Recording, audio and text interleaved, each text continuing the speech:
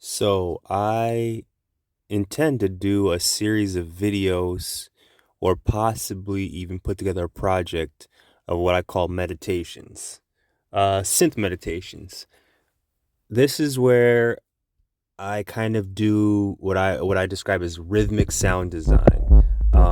I take a sustained note and then using LFOs and such, I modulate different portions of the sound, creating rhythms and textures without sequencing rhythms and textures, if that makes sense.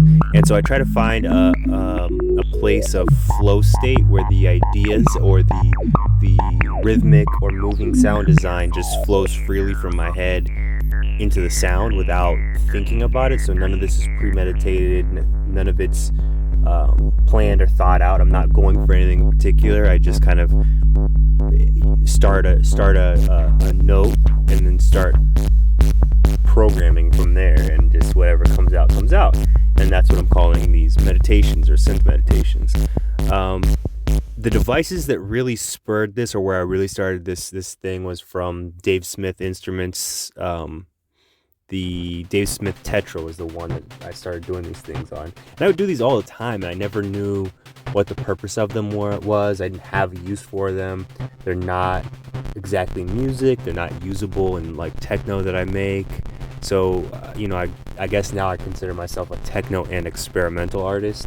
And this stuff is definitely more on the experimental edge because I'm literally experimenting with sound design in real time. So anyways, I wanted to do a series with the meditations, and since I've parted ways with my Dave Smith Instruments Tetra, I was going to use the Novation Circuit Monostation, which is a really good synth for those sort of meditations. Was playing around on the OPSIX and just was blown away at what you could do with that thing, and never even thought of using it in that way, but it works pretty good. So this is a sort of impromptu OPSIX meditation.